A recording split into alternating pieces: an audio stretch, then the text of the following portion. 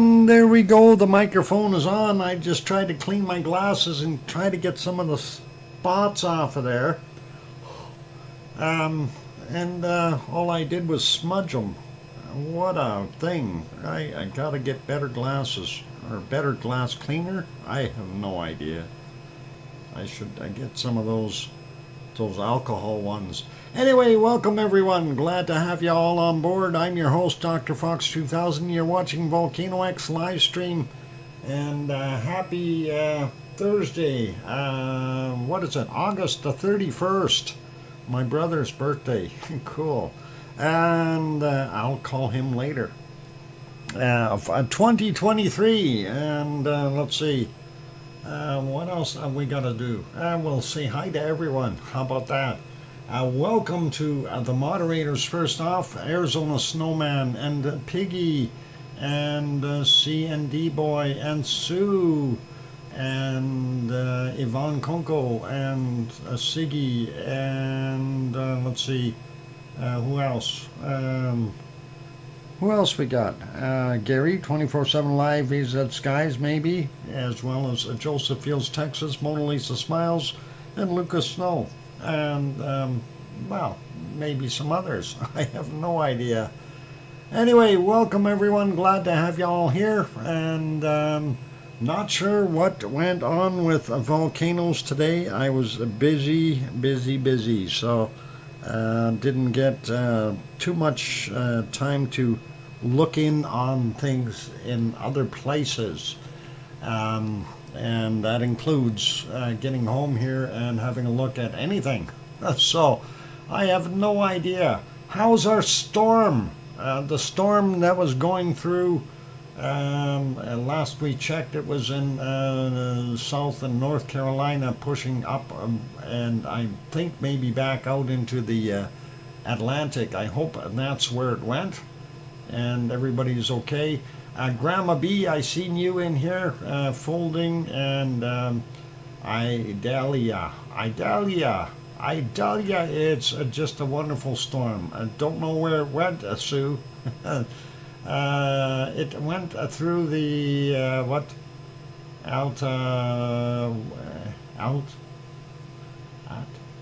Atlantis P. Okay, okay. It went out to the Atlantic. Okay, that would work better.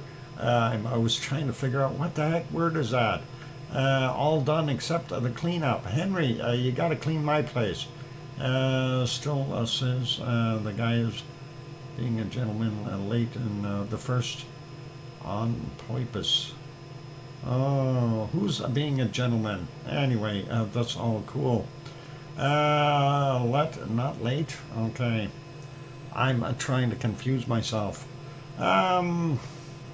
Anyway, all good that way. Let's say hi to everyone in here, and then we'll get on with the show. I see we only have about 22 people. Welcome to Susie, who was the first one who got cookies today. And then there is Sharon Stewart, I can hear you. And Henry Nelson. Geoplanet Jane is here, welcome. And Sasha in the house, as well as Henry Nelson, Kevin Williams, Brian Perfectability 999, going up looking for more. We got Sasha, Sharon Stewart, we got, yep. King Colin Deadman, September here by 25 minutes. Holy Batman, already in next month. You're in the future. Get me the winning lottery numbers for Friday. It is a Friday for you. You should have them already. Please. I would love that. Anyway, let's see. Who else we got in here? We got Sasha, got Henry, got Brian, got Sharon a few times. Dan is in the house. Welcome, Dan. I didn't mention you yet, so I might as well. And Grandma B we got. She's doing things. She's got a small mountain of laundry to fold and then vacuum, and will be in lurkers. Awesome there, Grandma B. And let's see, who else we got? The King, yep, we got him a few times already. Still scrolling upward. The Reborn is here. Welcome. And who else we got in the house? Going all the way up. Don't see anyone else. That is okay. What is it? Dagger spells. Dagger spells? Saying evening. Okay, good evening, Dagger spells. Anyway, welcome all, and glad to have you all here. And let's see what we can find out. Let's stop our canned lava. We're going to go have a look and see if we can locate. Now remember, stuff is still broken from yesterday, so I have got to do some housekeeping and stuff. I didn't finish fixing anything last night. I got to find the right screens here, and this may be one of them right here that we want to look at. We're going to have a look at the Reb event, and we'll see if we can get that to pop on the screen real quick here. So it's going to be fix it as you go, and hope you can handle that. And there we go. We're making it happen. Need to adjust that slightly. Tiny little fixes. Anyway, that is what our wonderful Reb event looked like today. So that is pretty cool. That is about 5 hours and 50 minutes ago. Still smoking quite a bit. Not as much happening over on this end as far as heat. When we see it in the dark, it doesn't illuminate like the Christmas tree it did a few days ago. Anyway, that is what it's doing. A little bit of a wind going through there by the looks of the shake on the camera. If we back up another few hours, let's take it back to about the 9-hour mark.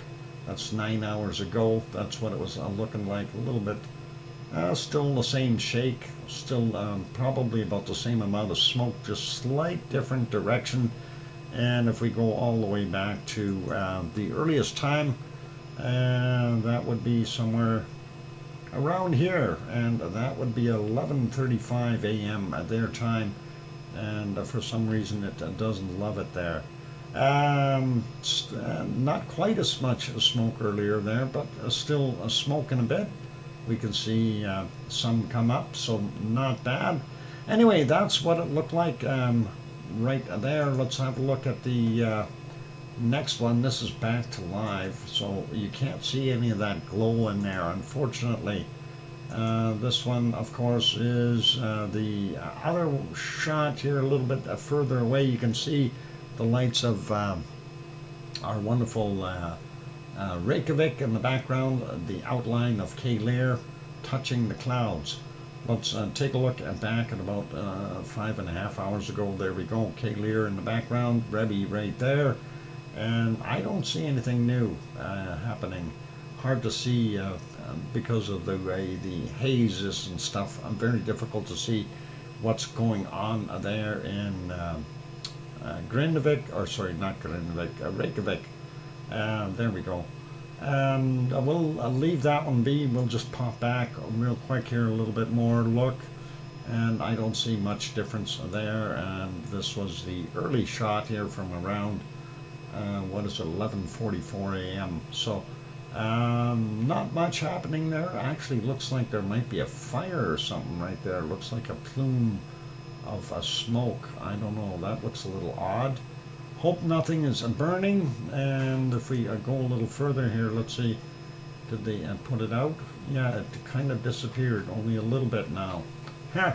I hope nothing burned. Okay, maybe some people from Iceland here that might be able to tell us about that later.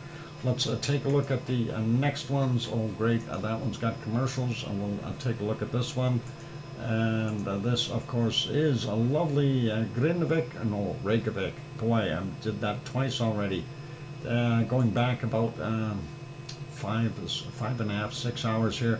That is a little earlier in the day. That's from 1745 at the capital city of Iceland. Looking not bad, a little on the cloudy side, but hey, that's Iceland for you. Popping back to that 9-hour mark.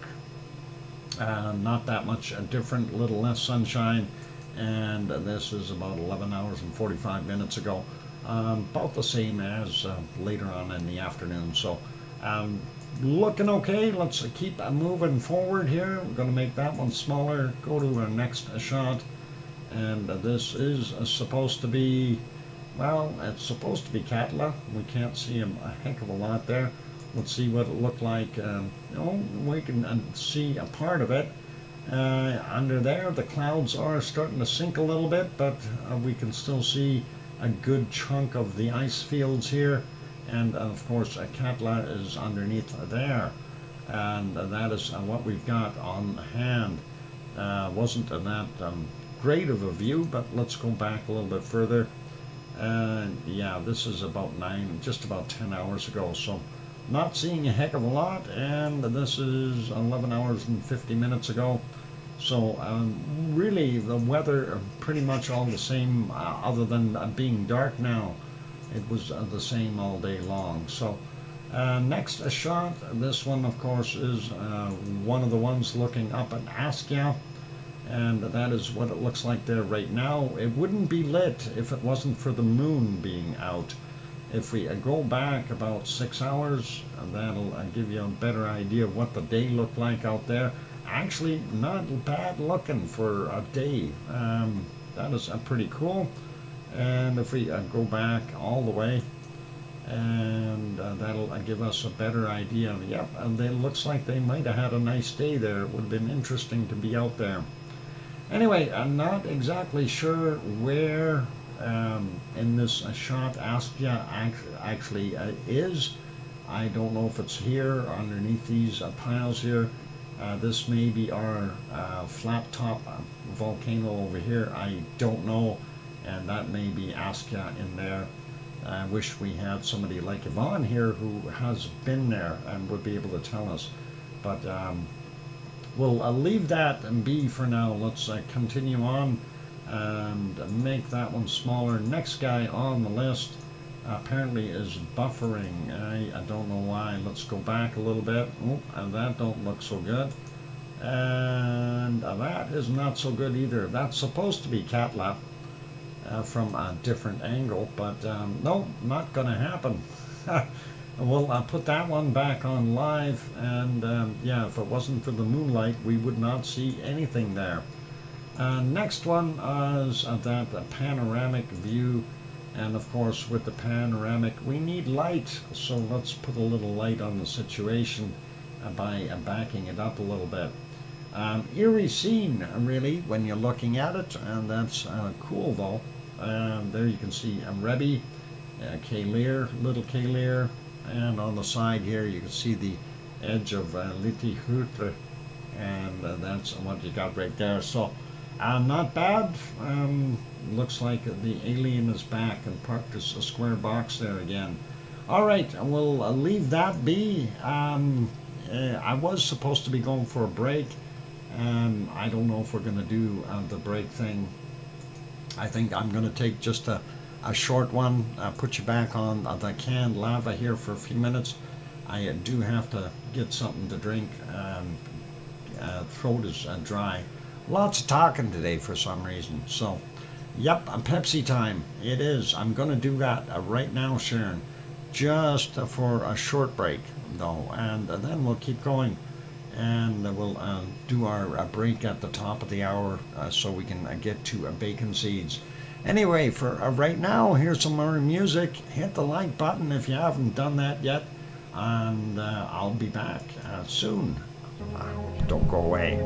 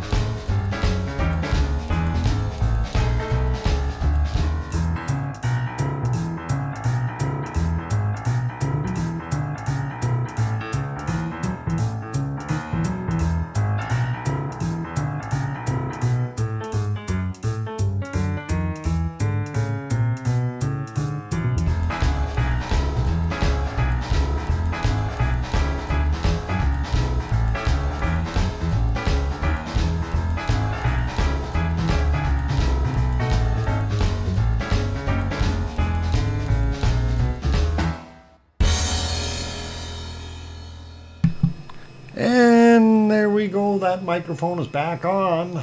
Welcome back everyone. I'm your host DrFox2000. You're watching VolcanoX live stream. And thank you for the welcome backs there, Sue and King and Sasha and Aloha Kathy and Wonky Donkey, welcome. Welcome back, oh Supreme Lava King or Master King of the Spare Keys. Oh boy.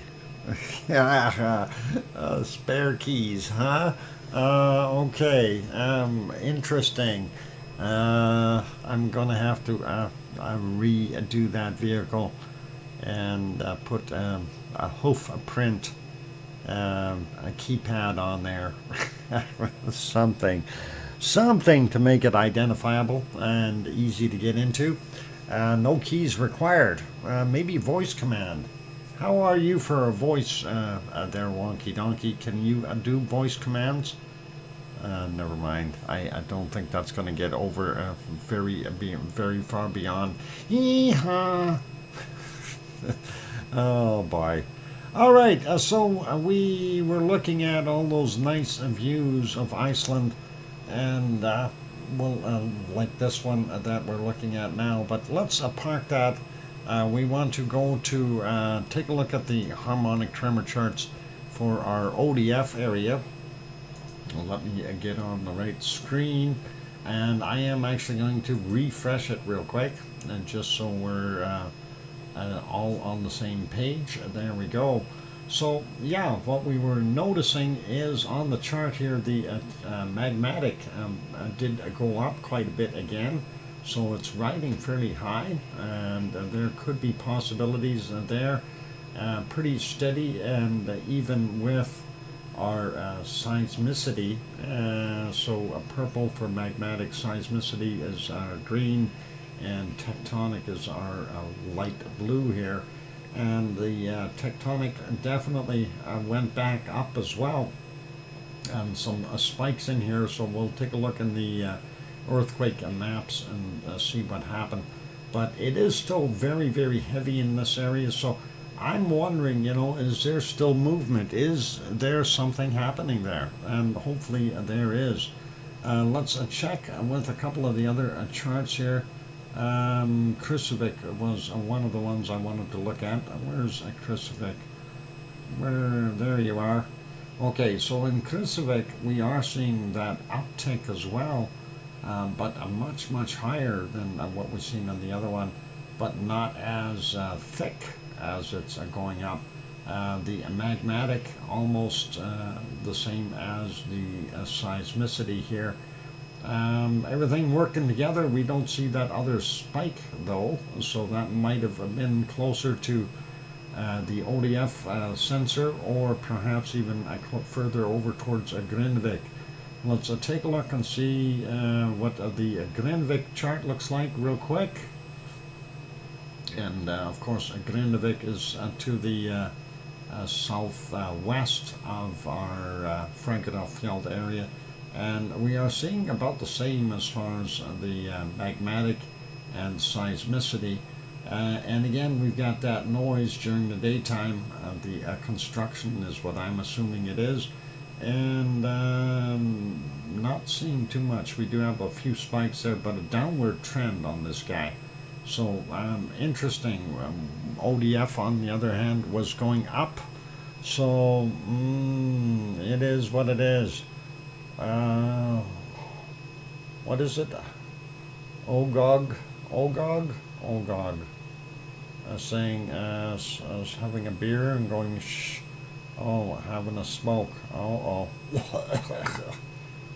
Smoke. All right, going up a little bit more. Let's see if we can go up to the ASCII chart real quick. Take a look at ASCII, see what it was doing today. And one more. There we are, ASCII. Looks like a few spikes. Well, downward trend definitely for our magmatic, and it seems that our seismicity and tectonic action are kind of riding the same wave here, and seeing some larger spikes in here. So we'll see what we've got on the earthquake map. Who was that masked man? We're not sure. Anyway, I missed what you said in response to the voice commands there, wonky donkey. I just wondered if you heard that. How are you for voices, for doing voice command for a vehicle there, wonky donkey? I mean, we can set that up. It's just we got to get recognition. No, this is not the SO2. As don't confuse everyone there, Susie. This is the rumble chart. That's what we're looking at. Anyway. That is what we've got going on at ASCII, and that is pretty cool. All right, let's put this back down on our, there we are, on our ODF one. And like I said, last seen here, it was still going up and not down like what it was at the one for Grindavik. So I'm not sure what to think about this. So is this something that's happening underneath our area in the northern portion of ER or EIER? Oh boy, yep, and that's going to be some trouble. Let's get over to the earthquake map. Wonky donkey, that is going to be interesting. Earthquakes is magma moving. Well, earthquakes can be magma moving. When you're looking at those charts, the frequency of the very low or extremely low frequency, which was the purple in the charts, if you're looking at this one here, that purple, that is that lower frequency, and that is basically detecting magmatic movement, and that is what that is for. The green, seismicity up a little bit higher in frequency, and the tectonic movement measured at between 2 and 4 hertz, if not even a little bit higher at some points in time.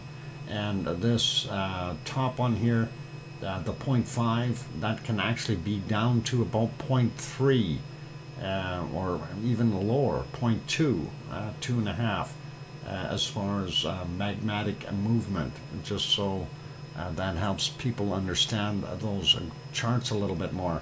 Anyway, let's see, earthquakes. I got to get myself on that earthquake map. Not that many today, 47 for the last 24 hours, so that's not anywhere near as what the numbers we were getting before. Let's see if we can zip through these real quick. We got two 2.2s out here, 4.7 kilometers down, 21.25 for that one. The other one, 21.23. And 7.7 kilometers down. Next one is a 1.3, 7.9 clicks down from 257. The other one underneath there, a 1.3, 7.9 kilometers down, 257 as well. 0.4, 4.9 kilometers down, 7:20 a.m. 1740, we had this one, 1.56 kilometers down. Is that on land? No, it's still out in the water. And then we have this one, 0.91, 4.3 kilometers down from 217, 0.1, 5.6 kilometers down from 1141. Let's grab these two out here. And yeah, this is our outline for our Fraggerfjeld area, right there. And we don't have any quakes in there at all. This is where Ragnar is, Siggy Fisher. And our new vent, Rebbe is there, and we're not seeing anything right in that area. We have these two though, 0.2, 5.5 kilometers down, 828. Next one, a 0, 1.1 clicks down from 1059. Moving up, grabbing a 0.6, 5.2 kilometers down, 1722. 1.5, 4.9 kilometers down, 1020. 0.7, 4.3 kilometers down from 1335, and 1607 we had a 0.5, 5.7 kilometers down, 1.4, 1.6 kilometers down, and that is at 2141, and there's a 0.2 in magnitude, 6.1 kilometers down from 859. Zooming out, going over a little bit more, let's grab a couple more of these. 0.5, 6 kilometers down, 1440. There's two here. One is a 0.2, 5.6 clicks down, 1756. The other one is a 0.4, 2.3 kilometers down, 816 this morning. And I'll keep going. 0.3, 3.3 kilometers down, 715 this morning. Nothing at Hekla. And nothing at Eyjafjallajökull.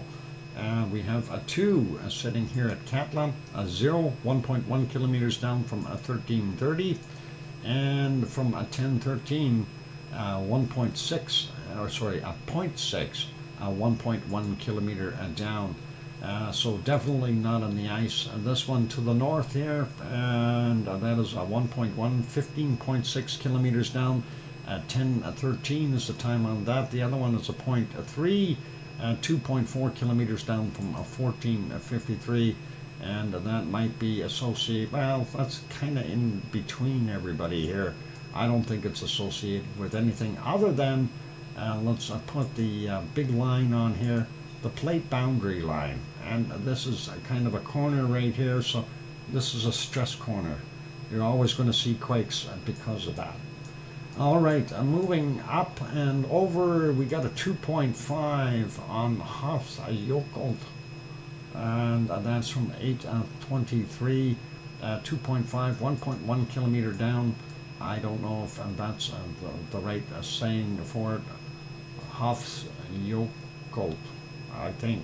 Anyway, Grimsvatn there, we got a 0.86 and just to the northwest of it towards Bardabunga, 1.99 kilometers down, 123 this morning. Next one is a 0.2, 5.2 clicks down, 912, and then a 1.7, and this is right at Bardabunga, and that's a 1.1 kilometer down. I missed the time, 22:09. Next one is 1.0, and that is 2.6 clicks down, 1325. Up here at Askja, we've got a whole bunch of little quakes, and we'll grab a few of them. 1.8, 6.8 clicks down, 1304. That might be the big spike we've seen there. A 0.3, 3.3 kilometers down, and that is 605. A 0 from 4.1 clicks down, 1837. This one, 0.4, 3.9 clicks down, 2036. A 0.2, 4.3 kilometers down, 2057. And there's a 2 up here, 0.5, 3.7 kilometers down, 2006. The other one from 1258, a 0.4, 2.9 kilometers down. And here is a 1 that is right at Herdebreit, just south of it, a 0.4, 4.4 kilometers down, 17 minutes after 5 a.m. This guy here, 0.4, and that's a 5.3 kilometers down, 21:07 is the time on it. We got a little stack here of 3, 1.27, 11.1 kilometers down, 7 minutes after midnight. The other one, 4 minutes after midnight. 0.82, 4.7 kilometers down, and a 1.26, 4.4 kilometers down from 239. Zooming back out, grabbing this 0.8 down here, 9.3 kilometers down, 446. A 0.4, 13.1 clicks down, 9:07 a.m. A 0.38, 9.1 kilometers down, 2:21. And at 10:50 we had a 0.6. 5.6 kilometers down, and then a 1.6, 5.7 kilometers down from 1457. And our last one is a magnitude 1, and it is a 5.3 kilometers down from 1906. That's it. No other quakes. And there you go, ladies and gentlemen, just in time for taking that break. So that's your earthquakes. That's what I'm looking for. Those are earthquakes, not volcanoes. Earthquakes for our wonderful Iceland. And really not telling me much. Just a bunch of shaking and movement, just like normal. Anyway, ladies and gentlemen, it is a time to go take a break. And after the break, of course, we will have bacon seeds. So hang around for that, and if you see the mouse moving around or the hamster on the screen, that is from the previous video. This is all canned, archived video, so that's what we're watching.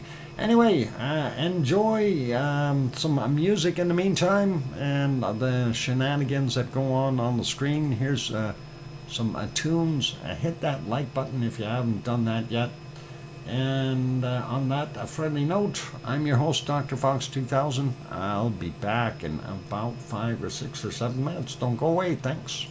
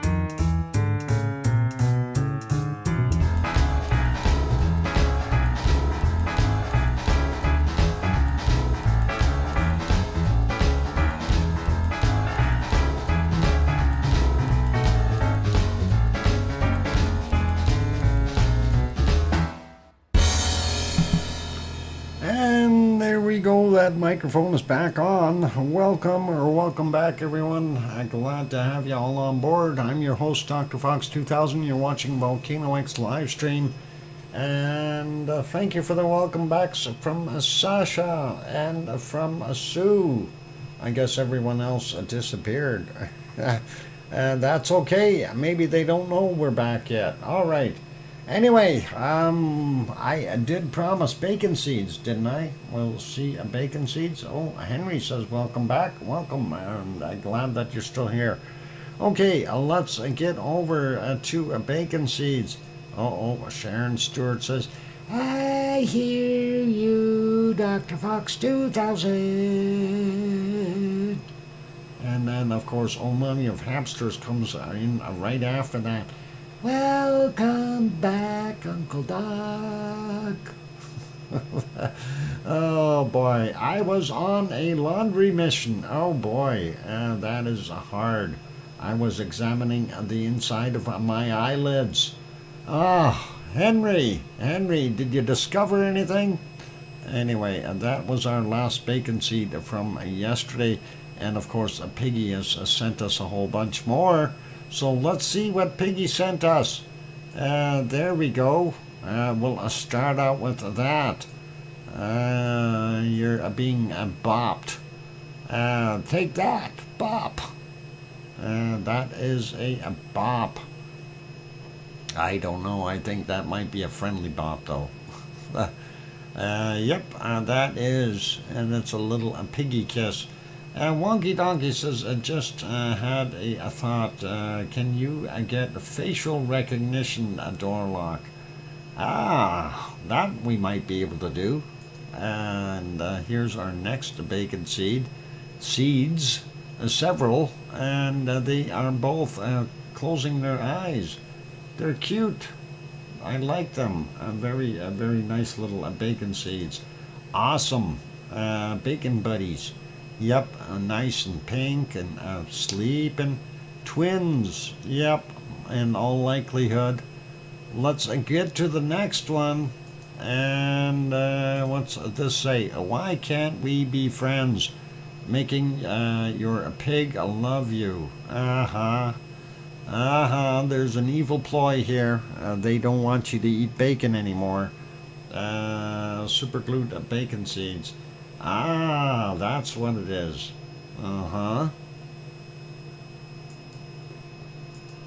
And here we go. MPA registered piglets are coming to a couch near you. Sorry.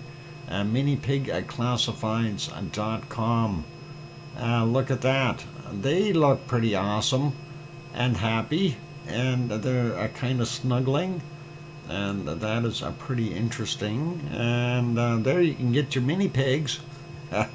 Free advertising for these guys. Pretty cool.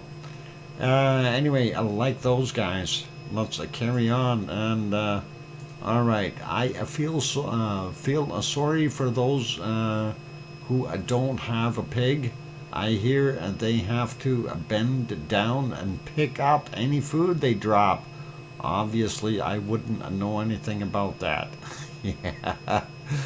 Oh boy, oh boy, oh boy. That is a pretty heavy duty. I don't know about that thing. Definitely not malnourished. Welcome, Sarah. And who else snuck in the door? No, I got you all. Yeah, been busy cleaning out the basement so we can put it in the second. A second bathroom. That's always nice. All right, what's this one say? The wit and wisdom of pigs and piglets. Okay, and they're getting some sunshine and some smiles and a little bit of cuddles there. And that is awesome. And let's go to the next one. And what's this one? My mom is so ungrateful. I was only getting my own breakfast. The other stuff was in the way. Oh dear. That happens. It happens. And let's see. And next one is the refrigerator. Yep, and that's exactly what that is. And I'm surprised. Well, maybe I'm not surprised. They do know how to open their fridges. Let's see what this one says. Oink. There's an oink. A couple of little tiny ones. These are relatively newborns. Very, very young little bacon seeds. That is awesome. And let's see. Here's our next one. Be the reason someone smiles today. Now if that don't make you smile, then I don't know what will. That is awesome. And let's leave that there. One last bacon seed for today. And let's see what we've got. And it's another one that's going to make you smile. Happy roses. And little shiny snout bopper sitting on a pinkish couch. Looking pretty good. I'm surprised he's not eating the flowers. They must be artificial. Anyway, that's our bacon seeds for today, and we have to extend a great big thank you to our wonderful Piggy. I appreciate you sending those in as always, and a fantastic selection there. Thank you, Piggy. And thanks everyone for enjoying that. And let's get to our next place of fun and frolicking. And I'm trying to find it. Let's see if we can find it. It's buffering. We don't like buffering things. That usually means that they're going to have commercials. And then we look bad. Okay, let's see if I hit the live button. Oh, that's all volcano gray.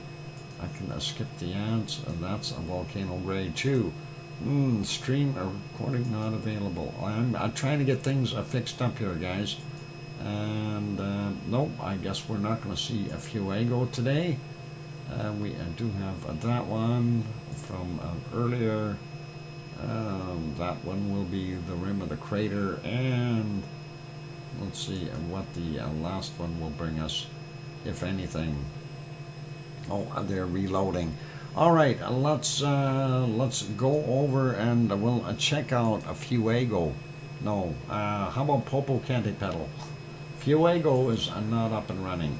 Popo is though, and yep, very cloudy. I don't know if there was any clear sky during the day here. There may not have been. This is earlier in the morning already, from 8:19 a.m. We do see some pluming going up there, but we also still see a lot more clouds. If we go back a little bit earlier, 7:30, we do see it a lot better. So we know it's been active at least this morning, and not too much more we can see from it during the course of the day. And a matter of fact, if we go back even a little bit more from here, we end up back in the clouds, as you can see right there. So a brief window of opportunity to be able to see it today, from about 7, about 7 to about 8:30 or so, and then it disappeared. So back to live. Volcano gray, that's the color we're seeing. As already mentioned, we are not going to be able to see Fuego today. It's not live. They probably have the same cloudy conditions going on there. This is a Messiah volcano. This was from where was it? From 1811. So that is a fairly recent shot, and that is not bad. We can definitely see that a large glow down there in the caldera, and a place you wouldn't want to fall. Let's go to the next one, and this one is Recon de la Vieja, and that of course is in Costa Rica, and that is what we've got going on there.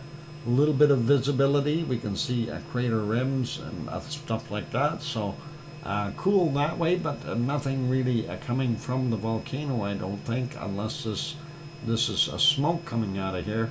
Looks more like cloud to me.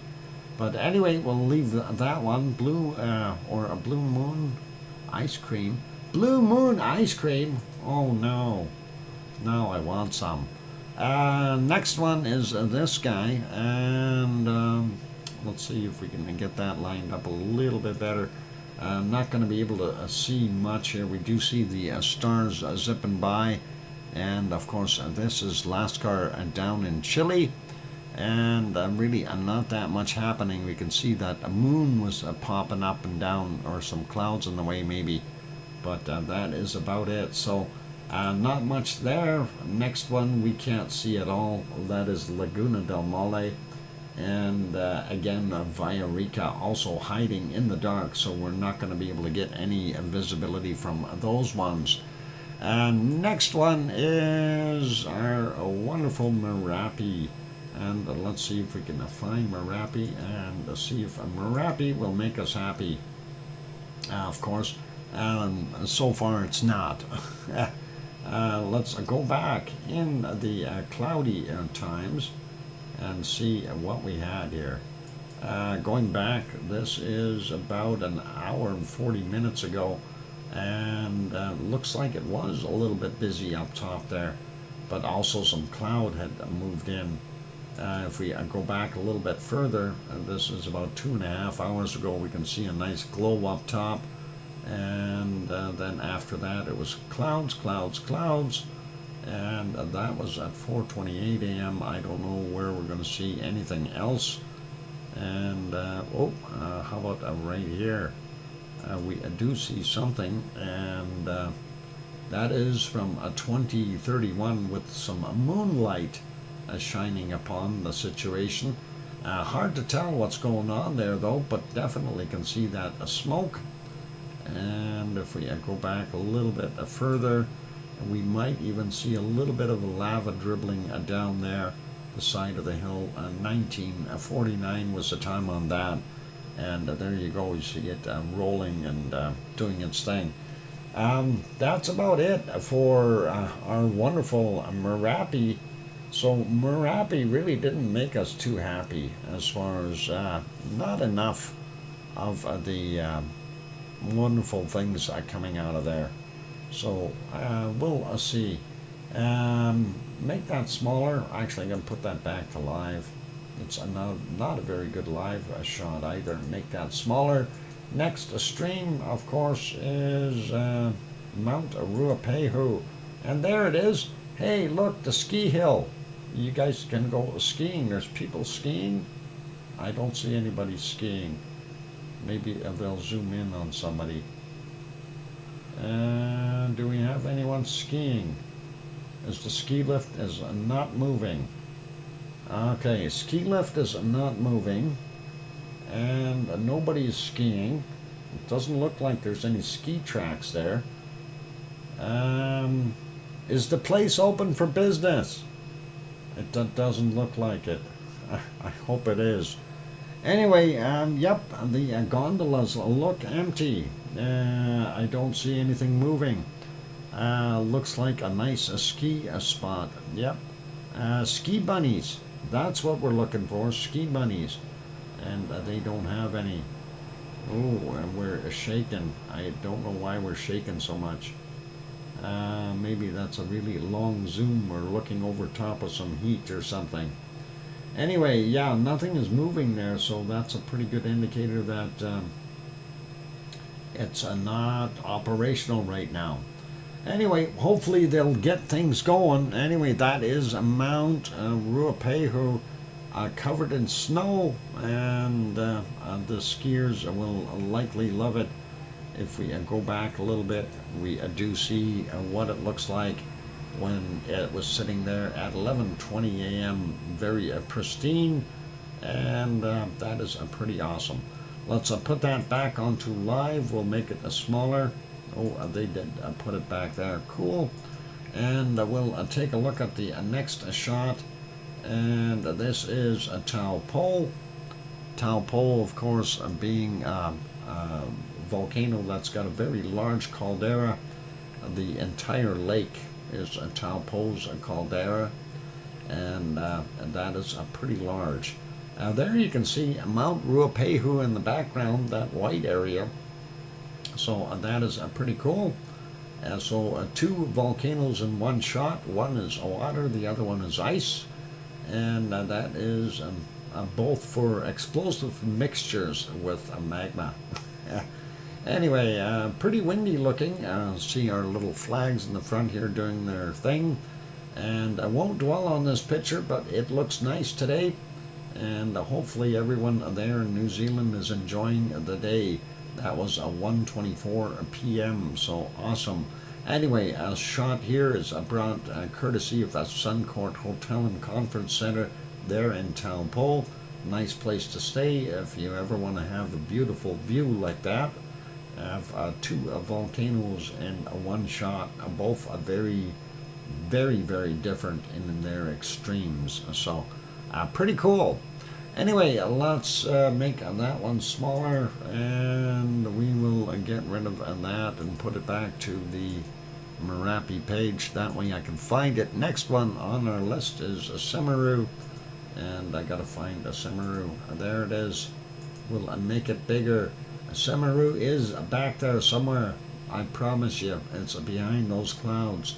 Let's see if we can spot it at all. We may not be able to. I think it was bad weather there.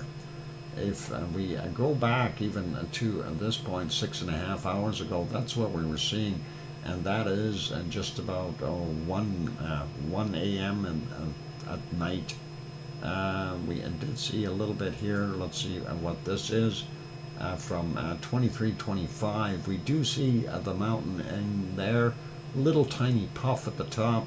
Some stars up in the sky, but lots of moonlight lighting up the land area there.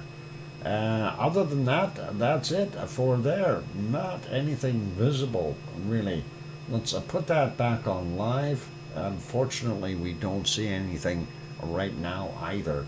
Let's put this back on Lava TV cams and see if he's got any new stuff.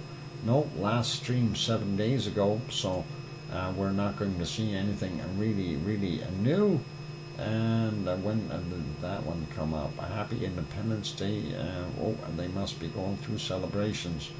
Anyway, that is usually the one from May on, but unfortunately we don't see it. So let's park this right here, and we'll leave that be for now. I'm going to make that one smaller. And let's see if we can have a quick peek at if it'll work. And that is our wonderful Yellowstone. And let's see if that's going to come to life for me. All right, Yellowstone National Park. There we are. Let's move that into place a little bit more. Oh, almost there. Almost. Oh, that's close. All right, 5 minutes of warning. Yep, all good. So this is Yellowstone National Park. For those good people who have not gone there, Sue did bring up the link there for Old Faithful and the Upper Geyser Basin live stream and webcam. That is this embedded video. You can watch it all day long on your own computer, and grab that link, of course. And they do have maps and still shots of all kinds on that website. It is quite extensive, and you can have a look at what all the statistics are at present. That way you know that Yellowstone is not going to blow up. Okay. Anyway, that is what we got going on there, and that's not a heck of a lot. And we do see our pedestrians are moving around a little bit, wandering. I don't see any Sasquatches. Ever since they got the new camera, we haven't seen any Sasquatches whatsoever. And I'm wondering if maybe they are scared of that new camera. They could be identified. Who knows? Anyway, all good. Hey, Scott Hartman, welcome. And I think it's just about time for me to take that break. I feel my voice is starting to get a little bit crackly, so I'm going to do that. Be good, everyone. Enjoy the canned lava. We're going to put you back over there for right now. And I was hoping that would clear up a little bit. That is on the highest quality. I guess it was just poor, out of focus when they were recording it. All right, for those good people who haven't yet hit the like button, give it a quick bop if you can. Also, if you haven't subscribed, please do consider subscribing if you feel we've earned it. On that friendly note, here's some music, and I'll be back in 5, 6, or 7 minutes. Sue says Sasquatches are keeping the trees, tree line, so they are hidden. Oh, they're keeping in to the tree line. Ah, got it. All right, I'll be back. Keep smiling and keep an eye out for lava Sasquatches. I'll be back.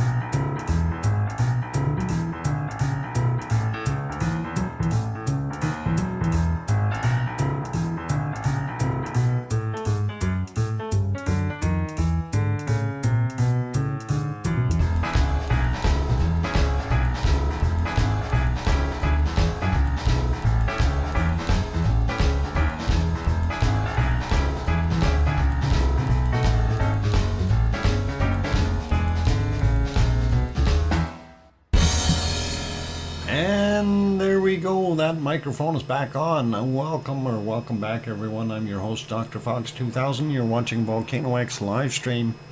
And, of course, on screen is our wonderful Rebby Fisher. This was a period of time where it was a little out of focus, and I think that is because it went from day to nighttime, and it is quite glowy there, so likely some issues with the camera at the time not being 100%. Anyway, thanks for the welcome backs from Sasha and Scott Harmon, and I hear you, Dr. Fox 2000 from Sharon Stewart, and thank you, Sue Hayes, for the welcome back as well. And anyway, yeah, let's stop our canned lava right there for a bit, and we'll carry on with where were we? We were looking at things. We want to go look at Japan real quick and see if we spot anything there that is wild or crazy. We'll get some of the commercials going if they are playing on some of them. Yeah, everybody's got commercials today. So we'll let them I kind of get going and I get through. Oh, that one isn't a commercial. That's weird. All right, and this one's a commercial. Okay, and we'll make things happen. All right, let's get over to Japan. Fox song. Yep. Super Doc. Anyway, there we go. There is Sakurajima in Japan. And of course, that is a very nice view. Our wonderful ice cream boat is in if you want some, and you can always zip down there, down the road here to the lights and hang a left, get down to the boat, you'll see the ice cream stand. Anyway, there's our wonderful volcano in Kagoshima, and that is what we've got going on there. Not too much. We'll leave that one there. Sue Hayes is flipping for the ice cream. And we see a little closer up view. Looks okay. Not a lot of action there. We do see the waves a little bit, but doesn't look like it's billowing out. Maybe if we look at it close up. Actually, let's go back in time a little bit, see how much different it looked earlier. Almost looks like it's trying to build puffy clouds up here or something. A little bit of heat coming off of there by the looks of it. This one, yeah, not that much different. And we go into the night, and that is a kind of a moonlit night, so we get to see it a little bit better during the nighttime. That is at 2:43 a.m., so that's fairly well lit. And this one at 1:56, we see it, but it wasn't doing a heck of a lot. So that moonlight is helping a whole bunch, but it really isn't showing us anything that we want to see. Just puffy clouds, that's all we get. Looking at the close-up from the crater shot, as they call it, and we can see the steam coming out of there, steam and gas, likely a lot of SO2, etc. in there. And of course the sharp ridge on the actual crater looks pretty pointy. All right, let's leave that one. I'm going to make that smaller. Go to the next shot. This one is ASO, and it looks like somebody has put some kind of a cover over top of the camera to try to keep the lens dry. Anyway, it does look dry there now, but it also looks out of focus. I'm not sure. It is on 720. That's as good as it gets for those guys. But we can see, though, that there is some steam coming out of the vent there. And that, of course, is like a lake. Because of the shape of it, it just captures all that water. That water hits the floor of that lake, which is actually hot, and then from there it steams off. And in addition to water, steam, you also have SO2 gas mixed in there, so that's coming up from the floor itself. Going back a little bit further, it wasn't that much prettier. Matter of fact, some rain, and this is kind of a weird view. It would have been a kind of a nice sunrise or something, but I don't know. One of the things I do want to point out, you see the reddish hue in there. That's usually a good indicator there's a fairly large amount of SO2 gas in there. That's what makes our skies a little bit red. So that is the current condition. Let's leave it there, and it is steaming. You can see it right on the edge here, and doing its thing. We'll go to the next one, and this one is Asama. Asama is about 100 kilometers to the west of Tokyo, slightly northwest, and looking at pretty clear skies there. If we go back a little bit though, it wasn't always so pretty. Let's see. Yep, there's some clouds. Don't know what's going on there. If we go back a little bit earlier, I don't know, this looks new. It looks like somebody built a house up there or something. I never noticed this crater over here before. Looks like a giant sundial. Anyway, pretty awesome. Those are things that we have to keep an eye on. Anyway, prior to that, we had those horrible things called clouds. And they came in and moved out, and came in and moved out a bunch of times. Don't know how much SO2 was coming out of there. We'll find that out later. And the moonlit night, of course, helped show some of the cloud activity and what it is normally like. So anyway, that is a moonlit night at Asama, and we'll leave it there. Actually, we'll put it back on live, and we'll leave it there, and you can see that off-gassing happening. Pretty cool. And we'll make that smaller again, and we'll go back and double check. I hope everyone got their ice cream. The ice cream boat did leave, and that is all cool.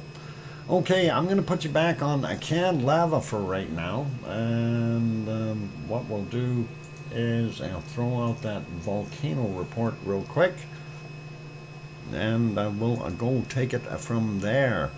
Volcano report, there we go. Late Wednesday's volcanic activity of 5 volcanoes. First off was Sabancaya in Peru. Puff emissions to 23,000 feet, 7,000 meters, reported at 1930. Next is Nevado del Ruiz in Colombia. New volcanic ash emissions to 22,000 feet, 6,700 meters, sorry, at 2,200. Sakurajima in Japan erupted, it says eruption, volcanic ash and cloud height unknown, reported at 2215. Ibiko and Paramashir Islands, Coral Islands, in Russia, eruption to 13,000 feet or 4,000 meters, reported at 2,300. Reventador in Ecuador, new volcanic ash emissions to 14,000 feet or 4,300 meters, reported at 2,330. And then for today, we have 10 volcanoes. And first on the list, Semeru, East Java, volcanic ash to 15,000 feet, 4,600 meters, reported at midnight. And Mayon and Luzon Island, that is in the Philippines, volcanic ash, eruption, volcanic ash, cloud, unknown height, reported at midnight, and again at 1300. Sabancaya in Peru, sporadic puff to 23,000 feet or 7,000 meters, reported at 7:30 this morning, and then continuous ash emissions to 22,000 feet or 6,700 meters, reported at 13:30. Ibico, Parameshir Island in the Kuril Islands, Russia, separate report. We'll have a look at that in a few minutes. Karangatang, Api Sayu Island in Indonesia, North Indonesia. Volcanic ash observed to 8,000 feet, 2,400 meters, reported at 8:45. Nevado del Ruiz in Colombia, volcanic ash emissions to 20,000 feet, 6,100 meters, reported at 10 a.m. Sengay in Ecuador, volcanic ash emissions observed to 23,000 feet, 7,000 meters, reported at 10:15. Popocatépetl, central Mexico, volcanic ash emissions observed in a satellite to 24,000 feet or 7,300 meters, reported at 10:30, and then constant volcanic ash emissions to 24,000 feet, 7,300 meters, reported at 16:30. Reventador in Ecuador, no volcanic ash observed, reported at 11:30. Ibu on Halmahera Island in Indonesia, volcanic ash to 10,000 feet, 3,000 meters, reported at 14:45. And that is our report. Thank you very kindly, our wonderful Sue, for sending that in, as always. Very kind of you to get on those. And let's see, we want to see if we can find that Ibico one and go over there right away and read and see what Ibico was doing to be a bad. Ooh, Ibico. Yeah, Ibico. All right, let's have a quick peek at what Ibico was doing. I got to get the right screens working here. Going to stop the canned lava, and we'll get over to where is it? I put Ibico there. All right, that should be right around here. So, yeah, look at that monstrous ash plume. It really does look like a monster with a wig on or something. A ram. I don't know what you want to call it. The devil himself. There's the face, there's the nose, there's the mouth. Looking down at something. And yeah, that looks pretty evil. Or, okay, it could be him getting eaten by this bigger ash monster with the eyeballs up here and the nostrils, and he opened his big mouth and he's chomping on him. I don't know. Ram with a man's face. Yeah, scary. It's all scary. Anyway, let's leave that alone. And you got to look at his hand. His hand is shooting out a volcanic lightning. Okay, right there, a big Y, right there, and you can see that volcanic lightning. That is scary, you guys. That's actually pretty awesome, if you ask me. Anyway, Ibico volcano, Parameshir Islands, Kuril Islands, and a strong explosion and a volcanic lightning. And that is pretty awesome to be able to see that. I don't think it shows as well in the other shot here. It gets a little smaller, but you can definitely see the lightning bolt and the face and the ram head and the extra eyes up here and nose. I don't know. Scary stuff. Anyway, that came in on August 29th. What else did they have there? Nothing that is of this thing. Anyway, pretty cool, and we like it. So the explosive eruption, the explosive eruption at the volcano continues. The volcano produced near frequent small to moderate ash emissions and occasional larger vigorous Volcanian type explosions. On the 29th of August, the local Kvert Institute informed about a quite sensational eruption from the active crater. A billowing gray abundant ash column rose about 1.6 kilometers above the vent and drifted southwestward. heavy fall of a dark mass, including lapilli to bomb-sized fragmented material as well. The event was accompanied by volcanic lightning, so-called dirty thunderstorms form when ash is being erupted begins to what begins as electrostatic neutral rock fragments. Heat and motion of these fragmented materials within the volcano edifice is among the first source of the particle charging. Then another fundamental phenomena beginning a charge is friction. Yeah, well, friction actually causes most of it. In order to create a volcanic lightning, neutrally charged ash particles must come in contact with another object of a different charge qualities by a thermal anomaly was identification in a satellite image. Okay. Yeah, but anyway, yeah, volcanic lightning, basically what it is you've got material being ejected at a very high rate of speed.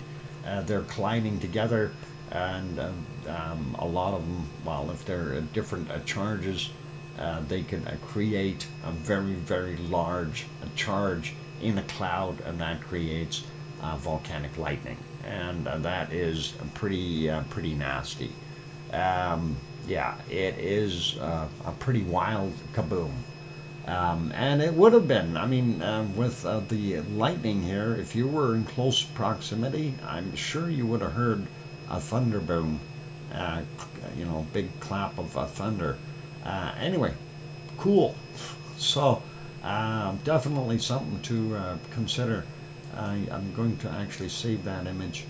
Ibico 19, there we go. I'm going to see if we can crop it some and get a little bit closer in on it. We'll try that for later. Looking at the time, where are we here? So we did that. We had to look at the volcano report. We had that. We need earthquakes. Let's take a look at earthquakes. How does the volcano lightning compare in power amplitude with atmospheric lightning? Augusta, it's I don't want to make it sound petty, but it's peanuts compared to what you see in a bolt of lightning coming from ground to or sky cloud to ground, or the other way around. It is this is static charge in comparison. You know, when you rub your feet across the carpet with wool socks on, and you go touch your sister, your brother, or your mother on the cheek, and you zap them. Well, that is kind of how you compare this. This is a little zap, and the typical bolt of lightning that you see out coming from cloud to ground or ground to cloud is it's thousands of times bigger. So these are typically small. Not saying that these aren't powerful. Okay, I'm not saying that, you know, if you were close enough and you got zapped, yeah, it could definitely do you in. But what is it easy to harvest for electrical? Perhaps. I don't think it would be that easy to harvest, because you look at the situation and look what you need for your transmission and pickup and stuff. You would end up basically frying your coils up there on the mountain as the stuff got buried by ash and volcanic material. I don't think it's a viable source of electricity. You're better off to try to collect lightning out in the field somewhere, in a place where you get a lot of lightning storms, right? Just saying. Anyway, I think we're going to save the stuff there for after the break for our earthquakes, since we got I carried away on the other topic. I'm going to put it back on that canned lava, and I am going to go take a break, ladies and gentlemen. So I'm just checking how much is left here. Yeah, we can leave that on there. That's actually a pretty decent view. So yep, no worries, all good. And one of the things that I want to add to that, if you're looking for certain volcanoes, ones that have a lot more water vapor or moisture in their composition as it's being ejected, those are more likely to have higher static charges. I'm not sure the exact connection yet. It's got a lot to do with, again, the velocity at what it comes out as. Wonky Donkey, if you're saying good night, you take care, my friend Trev. You be good and get some good sleep in your sty there. Or no, hang on, you don't call it a sty, you call it a pen. Or no, what do you call it? A corral? No. What do you call? What's a horse or a donkey call his bed? I have no idea. Anyway, they sleep stable. Yeah, but they can sleep standing up. So how the heck's that work? Okay, Trev, good night. Anyway, ladies and gentlemen, I'm going to go for a break. I'm going to throw some music on. If you haven't yet hit that like button, please give it a bop. Also, if you have not yet subscribed to the channel, consider subscribing if you haven't done so.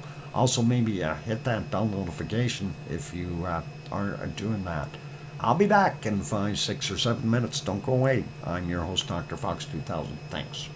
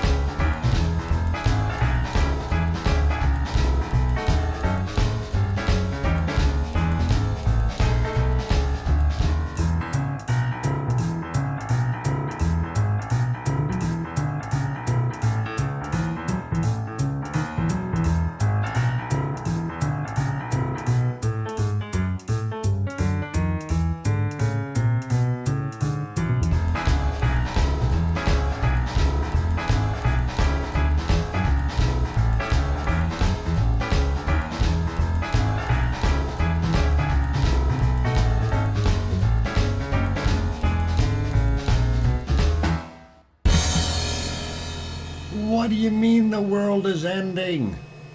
No way. Nobody told me. I didn't read that on the internet. It can't be true.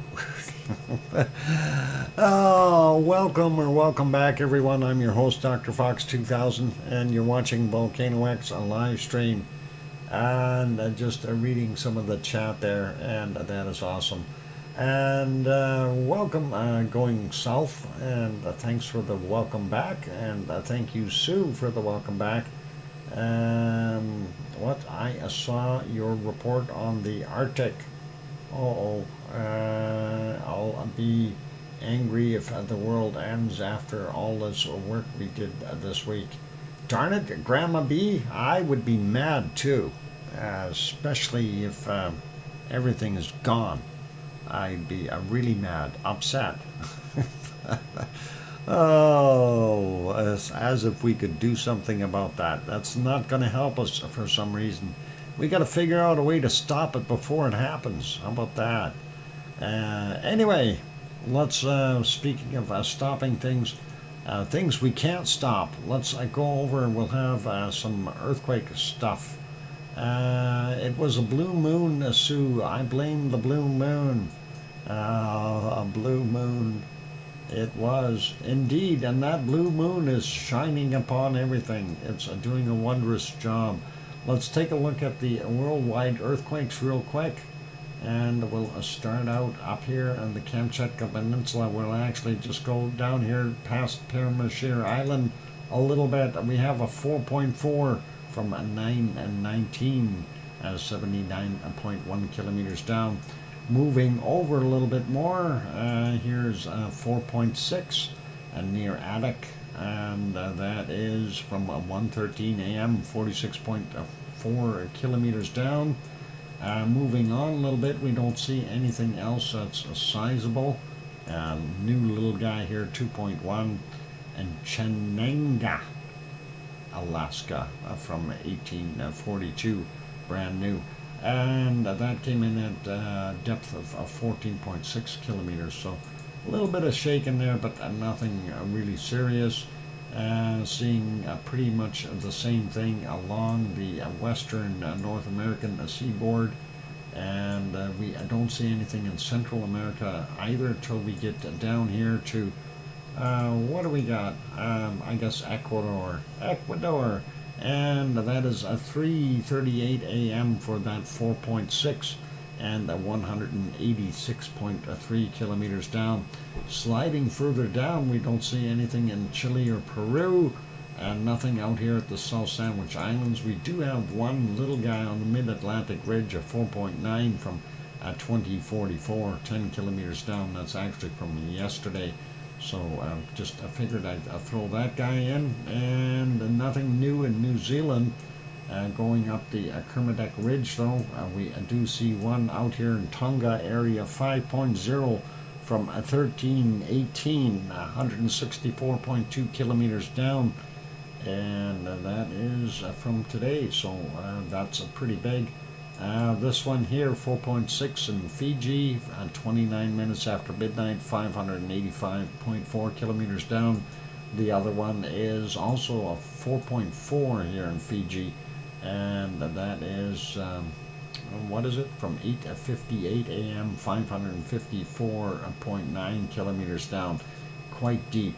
This one here, Solomon Islands, 5.3, 13:33 is the time, and 25.9 kilometers down is the depth. And going over, I don't see anything else in between. This is Ambon, Indonesia area. I think that's a little far away from Ambon, but hey, that's okay. What is it? What sea is that? Yeah, Banda Sea. Banda Sea area is basically where we're at. 12:33 as the time on it, and 245 kilometers down. And next one over here, a little bit bigger, Timor region, 5.4, and they had it at 4:29 a.m., 54.6 kilometers down. They would have felt that one. Nothing else all the way up. Sumatra, Java, everybody is quiet. Philippines is quiet up in the northern parts here. We're not seeing anything in Japan either, so everybody gets to sleep a little bit. Less shaking going on. Next ones, we don't see anything down here in Africa. We already got that little guy on the mid-Atlantic ridge. Let's go to China. Take a look at this one. A 4.5 from Akan, China. 254 a.m. 10 kilometers down. 204 kilometers from that place. That's a long way. And Tajikistan had a 4.8 from 1245. 45.7 kilometers down. Afghanistan now 4.4 from 1946 yesterday, 203.6 kilometers down. This would be maybe Afghanistan still. Yep, 4.6 in the Hindu Kush region. Afghanistan from 10:53 a.m. 7.5 kilometers down for that guy. Moving over, we don't see anything over in Turkey or Greece or those areas at all. They're not showing anything on this map. We do have one quake though up north here, kind of between Jan Mayen and Svalbard, and that is in the middle here. Greenland Sea is what they call it, or Norwegian Sea, depending on how far over it is. 4.4, and that is from 1356. 10 kilometers down is where that is happening. Anyway, let's just look, and that's the mid-Atlantic ridge basically, and that looks like it's on the North American side, but fairly close to Norway here, so not that far away. There's a Jan Mayen, and that is Svalbard. I'm not sure what this little island is. Is there even people living there? I don't think there is. Just imagine being stranded here, huh? Not too many trees. Looks like an old volcano, maybe. All right, not a place you want to call your tropical paradise.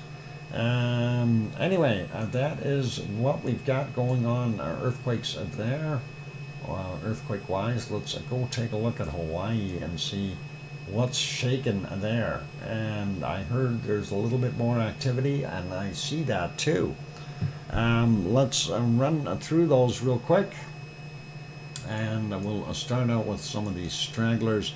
2.4 from 352, and that is 1 kilometer above sea level into the mountainside. So that is up fairly high. This one is the Pahala area, 2.2 from 1534, and the next over here we got 2.0 from 1804, and this one is a 2.8 from 2158 yesterday. This one is a 2.4 from midnight. And this one is a 1.7 from 1855. Next is 3.1, a little bit bigger, from 1312. And then we got 2.7 from 33 minutes after midnight. And 2.0 from 3:58 a.m. And then we've got a 1.9 from 8:56. And that is about 28 kilometers down, kind of normal stuff. 2.1, 6:58 is the time on that.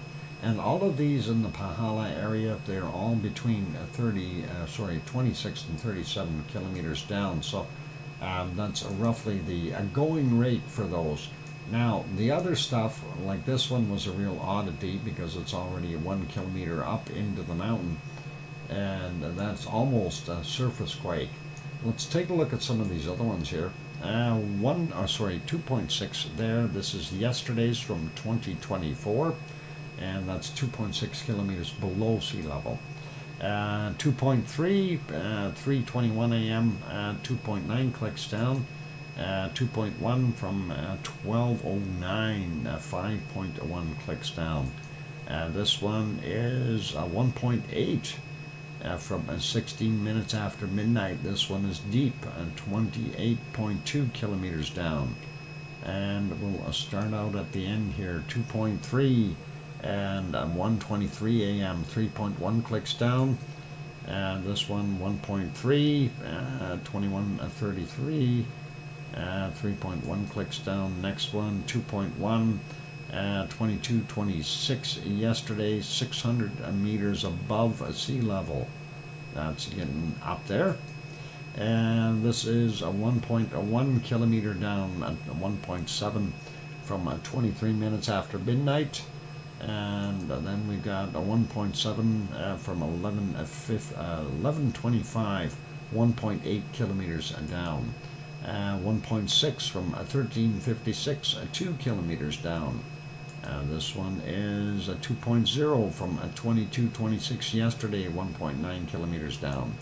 1.9 from 6:48, 2.4 kilometers down for him. And then we've got a 2.3 from 21:53 yesterday, 800 meters down. 1.8 and 5:59 this morning, 700 meters down, so getting shallower.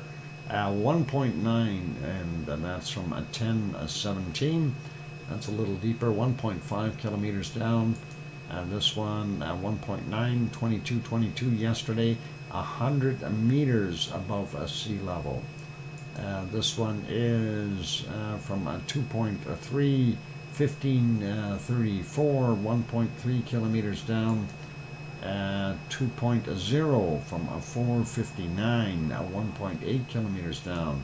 1.9, 5:40 a.m., 300 meters down. 1.7, and that is 2 a.m., 1.1 kilometer down. 2.5 from 13:56, 1.7 kilometers down. 2.3 from 17:36 and 1.9 kilometers down. And then we've got 2.0 from 14:23, 1.5 clicks down. 1.9 from 4:59, 500 meters down. And 2.4 from yesterday at 21:53 and a 1.1 kilometer down. So that gives you your quakes there. You can kind of see we had some shallower stuff over here and a little bit mixed in. But compared to what we were seeing yesterday, this is it's all above the 2 kilometer mark. So it's rising. We keep our eyes on this. It's slowly moving up. Those quakes are slowly moving up. So is that in fact allowing magma to move upward? If we're seeing stuff that's a couple hundred meters above sea level already, that's getting on its way. It's got between 800 and 1,000 feet to go to get out. Just when you're in that area, this is what this is 1,200 and some 1,268 feet high, I think, something like that. Anyway, that is pretty cool. Any day now, Kilauea will erupt. Yep, I'm pretty sure of it. We are seeing the rise there, and in my opinion, it is rise of magma that's happening. Some have said that there is Era is having so many massive fires that it should be called the Pyrocene. The Pyrocene? Oh boy. Jane, that might be correct. Correcting going south. What? Oh, Siberia isn't even releasing their numbers due to the breakdown in Arctic Council proceedings. Oh boy, Siberia. It's a cold place, but they got fires too. Anyway, let's leave that there. We will go take a look at our SO2 map soon. I gotta find, where is my SO2 map gone? It's done and disappeared on me. I hate when that happens. I think I'll be able to find it though. I know it's here somewhere. Everything changed after the meltdown yesterday. I was going to go take a look at storms, so let's see, satellite pictures. Let's see if we can do that real quick. There's some storms, and let's zoom in here. And what happened? Where'd our nasty storm go? Is that it out here? Did they get married, the two storms, and they're off trolloping across the great blue of the Atlantic? That's almost what it looks like. 3-minute warning, thank you. And looking at the western side here, looks like we got a big circulation going around here. We're going to get that smoke from up top. You can actually see it here in Alberta. And that is lots of smoke coming down. If that comes down, that'll of course come down into Montana and then carry on here. It looks like a little bit of thunder in Manitoba and stuff there. Pretty cool. Not bad in the U.S. West Coast area, got lots of clouds. And looks like maybe some storms happening down in Arizona. They might need some water down there. And looking over in the Philippine area, and that they do have that storm that's now hitting Hong Kong area. Not good. And quite a bit of activity coming here. So things are developing for them. More storms on the go. Real quick, cool look, like that satellite shot. So pretty awesome. New Zealand, not too bad. From what we see, some smaller storms here around Fiji, also here in Papua New Guinea area. And hopefully everybody will be okay. This doesn't look very friendly, does it? Looks like a bunch of different storms. Oh, what about India? Are they getting stormy too? No, I don't think so.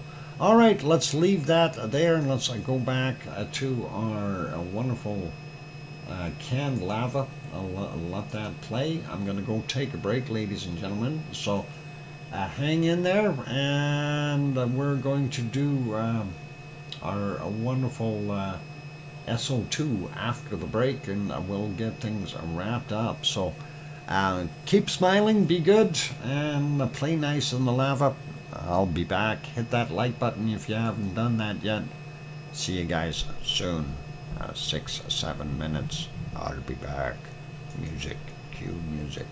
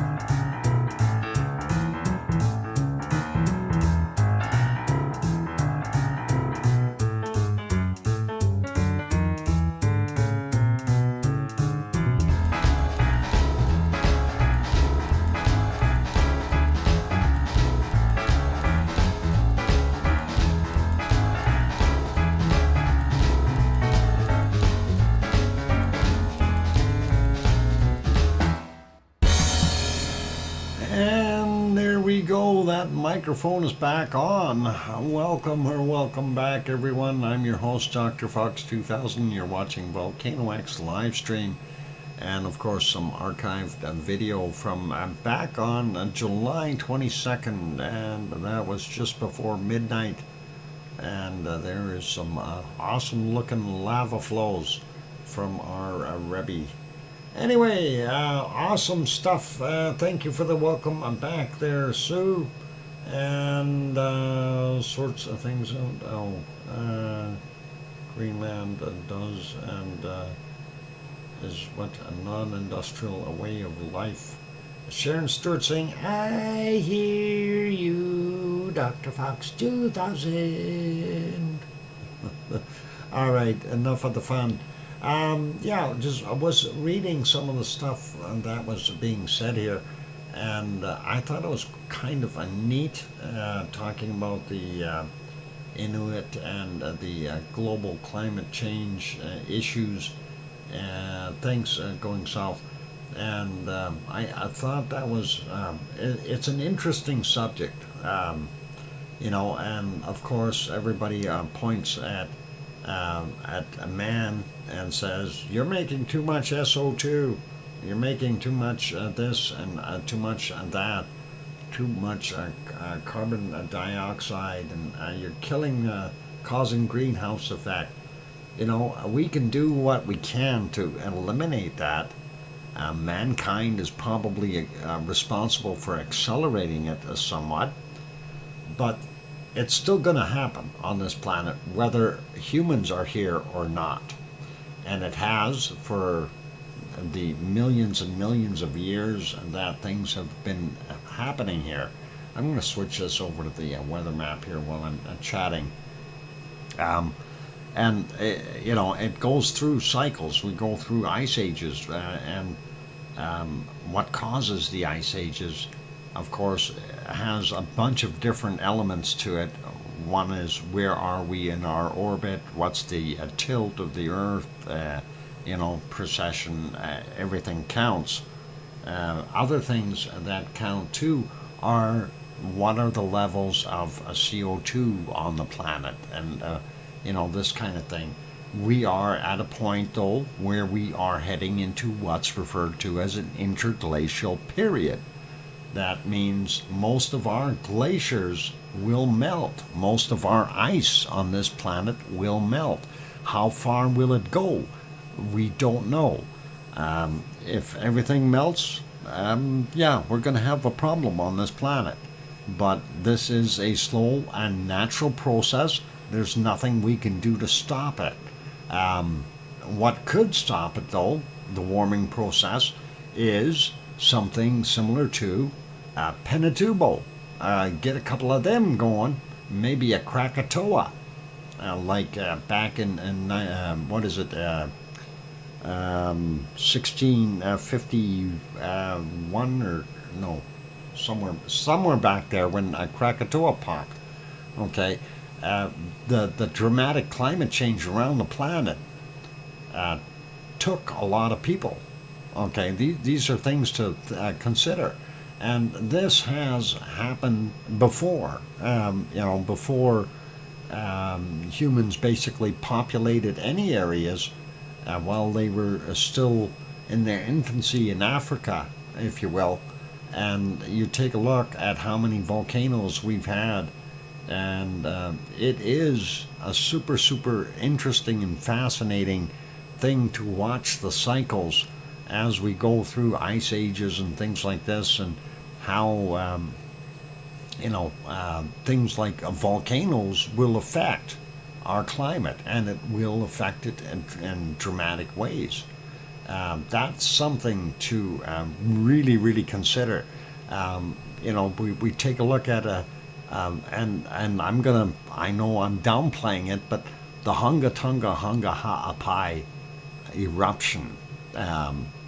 Everybody thought, okay, it's spewing out all this stuff when it did that, but it actually didn't cool the planet. It actually helped to warm the planet by a small amount because of the amount of water vapor.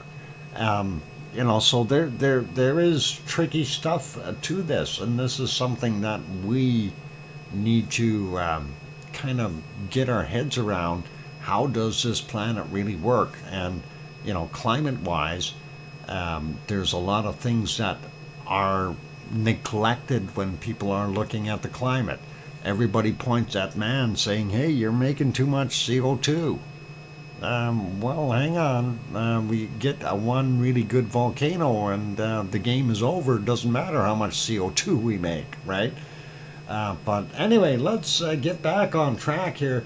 Speaking of gases and things like this, how about some SO2 coming from the Kamchatka Peninsula up on the top? We've got Shivolish, and we've got Klyashevskoye, and we got Kurimsky down here on the bottom. And then on a little further down, we got Ibiko out here in Paramashir Island. They're all putting their efforts together to create that plume. Moving over a little bit more, we do see some plumage coming from this area here along the peninsula. Well, it's actually on its own island. It's already a part of the Aleutian Islands, but that is where we're seeing Sheldon off-gassing, doing some stuff. Real neat patterns up north here, and since going south this year, yeah, this is horrible stuff. Seeing those high levels of SO2 out there in the northern portions of Greenland, and that is definitely going to mess up some of the weather. Now, if it does start snowing up there, it'll trap all that SO2 and release it next time it melts. It's interesting how that works. Anyway, zooming in a little bit, we do see those large fires. We've got smoke coming down towards Edmonton. We've seen that on the other map earlier there. So we're gonna get smoke tomorrow. It's coming from the fires up north here.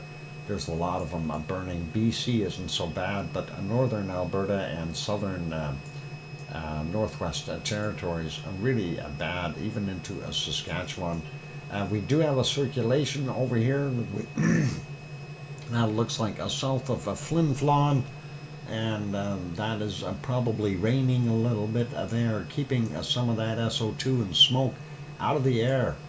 We were supposed to get a little bit more rain tomorrow. I don't know if that rain's going to happen, if we're going to get smoke pushing in from the north. I don't think we'll get rain from the south, but you never know. Ontario not looking so good, and looks like portions of Quebec are pretty bad with SO2 as well. And Labrador not bad up here, but yeah, Newfoundland not too bad too. Nova Scotia half covered, portion of New Brunswick as well as PEI. So they've got some higher levels there. Not that bad though. Western U.S. looks pretty good, a little higher in California, but not that bad. And it looks like almost a cutoff line right in the middle here, through Kansas City and Omaha and Fargo. As far as the eastern side has all got fairly heavy levels of SO2 gases, likely smoke coming down as well. And the big circulation here, that will slowly migrate to the east though, so we'll see what happens there. Looking at Mexico, we see Mexico City and Popocatépetl doing their thing. I'm not sure why we have two separated plumes. Do they have a fire in Mexico maybe? That I don't know about. We'll see what that does. Anyway, that's sitting down here, mostly in the Pacific. Some of that is still bleeding over and feeding this kind of a trough line here, all the way out, going through Florida, and of course higher levels there in the Texas Gulf region as well. Looking at further south, we see Guatemala, Honduras, Costa Rica.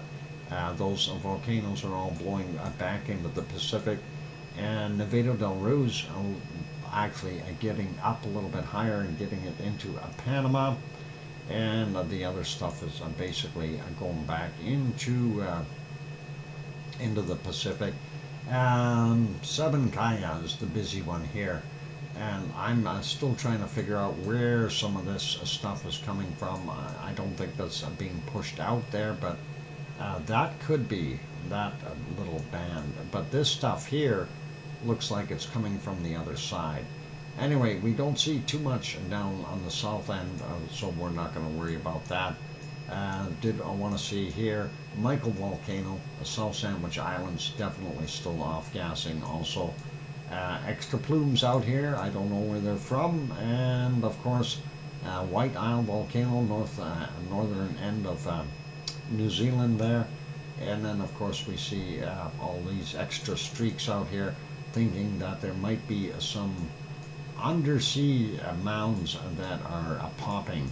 Yasur and Gawa and Naoba doing their thing in Vanuatu, and not so bad there in near Melbourne for the refinery, and of course the coking plants north of Sydney still doing their thing.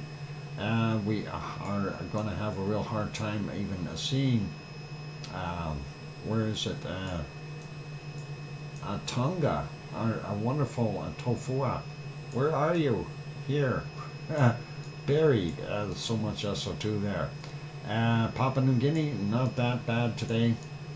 Luotaluk still off gassing, looks like quite a bit from that one. And this is from Semeru. Not so much from Merapi. Merapi is fairly quiet. And let's see what's happening. Jakarta has got quite a plume around it. I think most of that is human pollution, and not so much coming from Krakatau today. And looks like Dempo is probably adding a little bit, but not much. Currency and Marapi making that plume. Sinabung up here and doing the other side. And going over, Ibu and Dakono are sitting in this region, doing that plume all the way up. And of course the Japanese islands are doing their thing, and of course Mayon still creating a plume, and so a little bit more than yesterday, and not sure how much is coming from Taal, but we know from Manila there's quite a few, and like I said before, it's possible that we're still getting some gases off that other lake. That is a caldera as well for a large volcano. Taiwan, well, they got that storm sitting on Hong Kong, or just north of Hong Kong, but that SO2 from Taiwan, I think, is being drawn away a little bit from Taiwan, and that might be good for them, but not so good for the people that get it on the other side. Looks like Suwanoshijima doing its thing, not as bad as yesterday. Sakurajima is also fairly light today. Moving up a little bit more, we do see, oh, what happened here? It changed. It changed on me. ASO as there, and we can see that plume heading all into, I guess, the Sea of Japan's up there. This would be more the East China Sea area. Going up a little bit further, we take a look at Tokyo. Not bad, normal levels for there. And then Asama, definitely off-gassing a whole bunch more there. So pretty cool. There we go. And China looks pretty normal. And looking at India, the eastern portions, very high levels. That's pretty much normal, I guess, for this time of the year. Down to South Africa, there you go. That's the gold smelting process, giving us lots of SO2 from there. And Nyamuragira and Nyiragongo, they're in the Democratic Republic of the Congo, doing their thing. Urta Ale should be in this area. Hard to tell what's going on because of all the pollution coming from Saudi Arabia, from and of course from Kuwait and Iraq and Iran, for all the oil refineries for those regions. Even Beirut has a small one there from what I understand. Still seeing higher levels in some of those places that were having some fires. unfortunately, costs is I got a higher level of SO2 there. Hopefully this will clear out soon and be a little bit nicer. And the new off-gassing from Mount Etna, a little higher levels again. Also seeing elevated levels from Stromboli. So that is what we've got going on. Looks like Belgrade and those areas here, Bosnia, Herzegovina, and Serbia having fairly high levels for that area. Hopefully they'll get that under control. Anyway, looking at the rest of Europe, looks like southern areas not so bad, but northern areas including England not so good, and that goes for pretty much everyone in there, all the way to Lithuania and Latvia, going up, even Estonia, and all the way to England. So pretty high for those guys. Not so bad for Iceland today, but still seeing some SO2 from this stuff that was coming in from up north. It's kind of coming from the south now, but we see that circulation there. That's going to give them some rain and wash away some of that and help draw more in from the looks of things. So that's where we are at, ladies and gentlemen. And SO2 wise for today, not the greatest. And let's put this back on Snowball Earth Days. We have Snowball Earth Days. I was going to say let's put that back on there, but I'm going to leave it here for a second while I go fix that problem. We ran out of the can. We need to get a new can. So I'll get a new can of lava out here and we'll fix that. Day 13 part 2 is what we're looking for. And 13.1, and this is a 13.2. Alright, I will let that play. And that will be cool. Alright, there we go. Got it running. So, yeah, getting back to our things about climate change. I didn't see what you guys were chatting about here otherwise, but the climate change thing is something that, you know, I always think that people somehow are misguided, and they're pointing at you know, humans to be doing the climate change.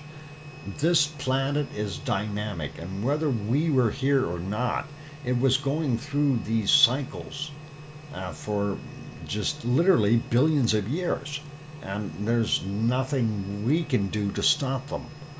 We aren't at a level of technology yet to be able to control the planet's weather, and we certainly don't have the technology, and we certainly won't be able to deal with it in the long run. I think we're 100 years away from being able to do any of these things yet, unless some ET guy comes along and hands us a specialty weather gun, and we can zap snowstorms over here and put them over somewhere else, that kind of thing.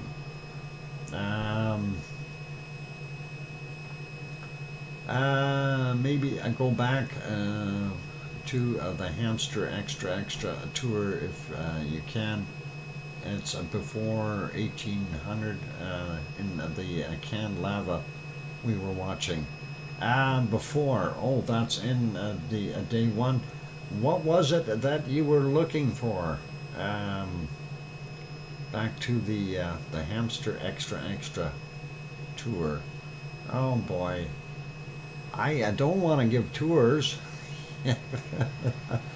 I just got this new can of lava open. Oh boy, now I gotta change it. How could you? Evidence that the Gulf Stream may be shutting down. There is some evidence.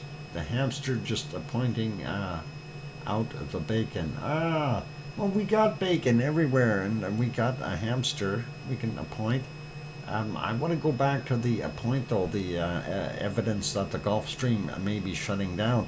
And something, if the Gulf Stream does shut down, that creates another scenario on our weather forecasts, and something that people may not have thought about. Like if our Gulf Stream actually does shut down, what is the consequence? And something, number one, we're obviously not cooling the planet anymore on that even basis that we are now. So what will happen in turn?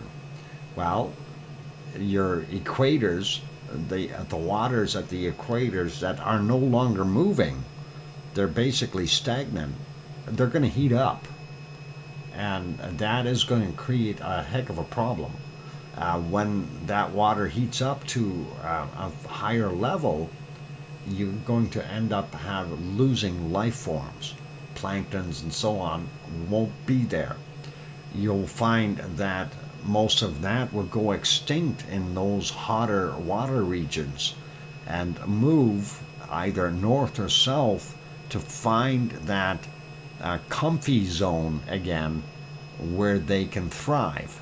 So you're going to basically have an equatorial dead ocean, and you're going to have a northern hemisphere and a southern hemisphere that will be able to sustain life, aquatic life.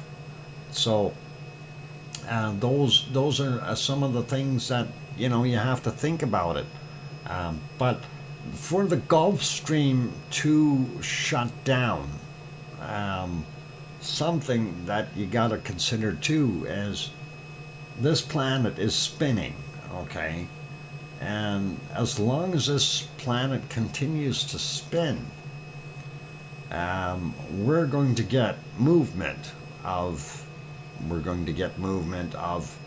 everything, right? So we're going to get movement of the air. It's going to end up forcing our water to move because the air temperatures are going to change. So unless we stop the Earth, we're really not going to see that. And I think Norwegian oceanographers aren't buying it. Yeah, for the Gulf Stream to shut down, we need some big stuff to happen, and that's basically shutting the Earth off, like stopping the planet, and that's not going to happen. We're going to continue to spin. So I guess we shall see who is right. Well, yeah, the thing is, as long as the planet is spinning, it's like we can turn around and come up with all kinds of scenarios and say, all right, let's stop the planet. And if we stop the planet, what happens? Our wind flow is going to change because of the heating. Obviously, if we stop the planet, we're going to be polar lock towards the sun. One side is going to be seeing the sun all the time, or we're going to have very, very slow years. It's going to be a really bad thing, and I can't see that happening, at least not in our lifetimes, not in the next 10 or 20 generations. I can't see any of that happening. We are going to see warmer temperatures on the planet. Yep, I agree with that. We'll likely see more greenhouse effect for the interim. What are we going to see in the future, though? Who knows?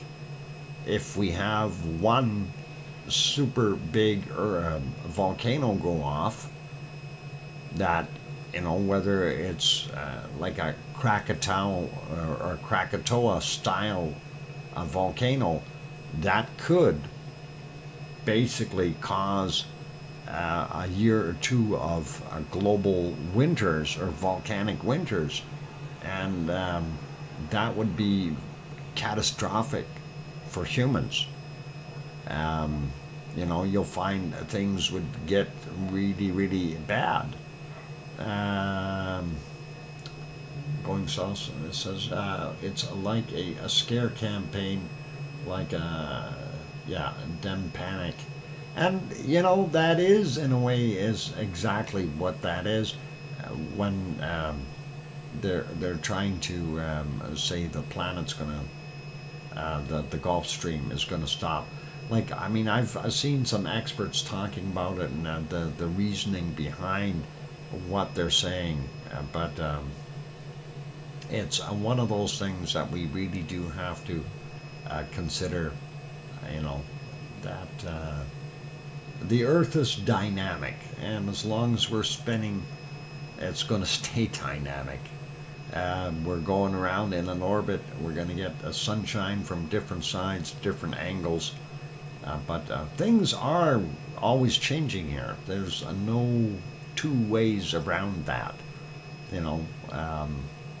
and like I say, during the day, it's always sunny above the clouds.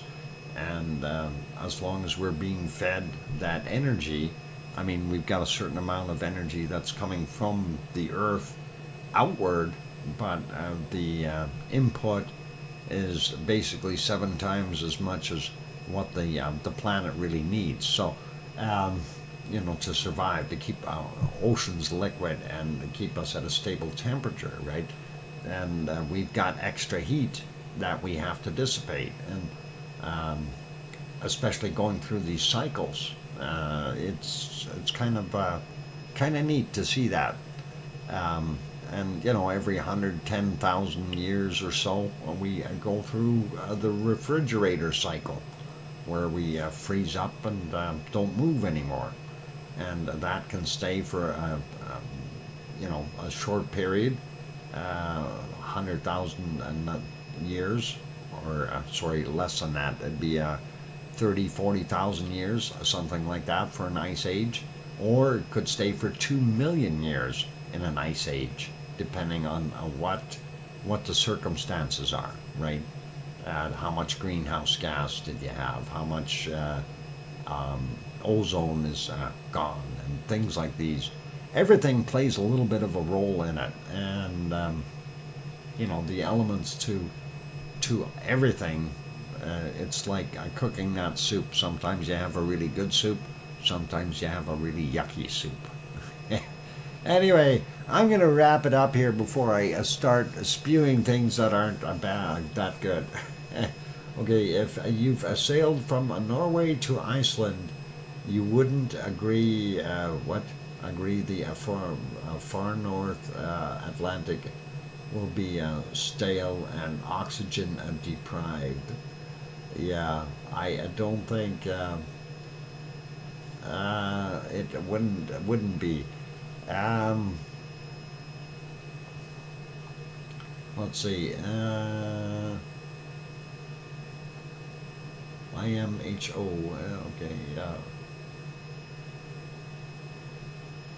To switch over to the basis of the entire global economy at sectors from basis of coal, oil, and gas being based in renewable tech. Oh, okay. Well, interesting. Anyway, I think I'm going to end the stream here. I'd love to chat about other things, but it's a time I get myself some dinner and things like that. So be good, everyone, and take care of yourselves. I hope you enjoyed today's show. Kind of some interesting things there with that's a good idea for the 1900s. You're welcome, Sue. Thank you for being here. Thanks for those volcano reports. I do appreciate that. And just have to remind everyone we are on a very dynamic planet, and that's something that we can't really control that weather yet. We may think that we have some ways of doing some things, but it's minimal to what we really need. So, anyway, all good. So, be good. Take care of yourselves. I want to say a big thank you to all of you for being here today. Also, big thanks to our wonderful moderators, where we have Arizona Snowman and Piggy and Sue and CND Boy and Yvonne Kunkel and Siggy and Gary at 24/7 Live, VZ Skies, Mona Lisa Smiles, Joseph Fields, Texas, and who am I missing? I got Lucas Snow. That's the one. All right, be good, everyone. Take care of yourselves, and that was interesting watching that cop car go by like that. Anyway, that's Icelandic Police and Rescue or something, and we'll see. I don't think they got anyone that was hurt then. That trip out. Anyway, time to wrap it up, guys. Be good, be kind, take care of yourselves. We'll see everyone tomorrow. Tomorrow is Friday, so it will be a TGIF day. We like it. Anyway, for those who need to know, there is a bunny eating, if that is important for you. He's in the dispenser, and that's a good thing. And on that friendly note, and we'll say a good night to all of you. And please take care of yourselves. And hopefully you'll all be enjoying your evenings or mornings or a day, depending on where you are. So take care. And please, one last thing. Tell your loved ones that you love them tonight, for tomorrow is never promised. I'm your host, DrFox2000, here in Edmonton, Alberta, Canada. Good night and take care. Oink, oink.